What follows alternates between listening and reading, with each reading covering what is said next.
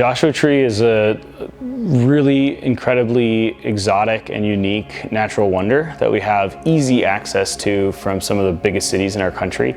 It's a couple-hour drive from Los Angeles, San Diego. It's only a 3 to 4 hour drive from Phoenix or Las Vegas. So we're a day's drive from tens of millions of people, and I think that it is well worth the trip.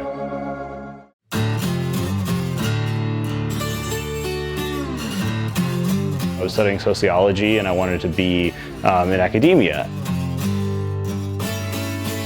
I thought, well, if I don't get into grad school, I think I'm going to open a craft distillery. So I ended up in academia for about 10 years, finished with a doctorate, and along that journey I met a colleague who taught me how to distill.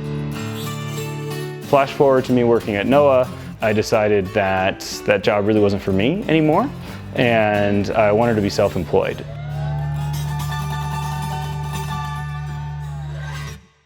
When we first opened our business, we started with a vodka and then a gin, and the gin was based off of a home recipe I was using. With whiskey, of course, it takes longer to age, so a lot of smaller craft distilleries like ours, what they'll do is they'll reach out to larger distilleries and then make their own blend. We get visitors from all over the United States and all over the world. What I usually tell them is that it's a balanced whiskey. I think that it has a little bit more character than some of those just really easy drinking bourbons. And so there is a little bit of single malt in there that gives a little bit of a nuttiness. There is a little bit of rye in the blend that gives just a hint of spice and a lighter body. And then the bourbon that we use, you get a really toffee or caramel sweetness. As far as the best way to drink Lost Source whiskey, I would always suggest you try it neat to start.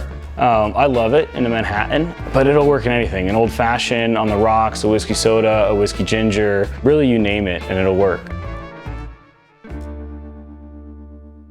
There's no escaping the fact that we are trying to use the cultural cachet associated with the Joshua Tree name. All of the artists and all of the people who have made Joshua Tree cool and notable, we are availing ourselves of that value that they created to try and support our new business.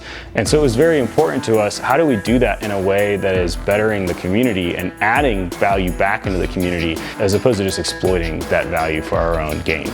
And so it was really important to me to build these strong partnerships. We sponsor a lot of local events and give back to a lot of small charities. But then in addition, we have this partnership with the Joshua Tree National Park Association. So 1% of all the sales of Lost Source whiskey, whether that's through wholesale channels or in our tasting room or anywhere else, all go back to the Joshua Tree National Park Association, and they use those funds to support the park, to do nature programming, educational events, their visitor centers, and all that kind of important work. We're also 1% for the Planet members, so 1% of all our sales, whether it's a t-shirt or a hoodie from our gift shop or any of our spirits, get donated to various environmental nonprofits. And so I'd say that in addition to being exceptionally high quality for a very reasonable price point for something that's made by a team of 6 people and every bottle's handled with a human hand, it's also supporting good causes. And I think you'd be really hard pressed to find another product that checks all those boxes. Coffee's always been a part of my life. I would drink decaf when I was like 12, 13, 14, just to feel included.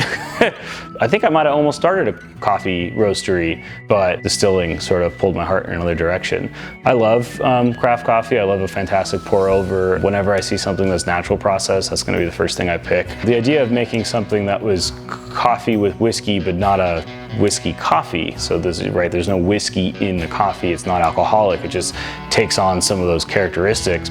Had never really occurred to me until I met Ben with Bandito Coffee. So I was excited to help facilitate some of that development and get the taste along the way, and it tastes amazing. It's so smooth, well balanced, and you really do get some of those caramel and malty notes from the Lost Horse.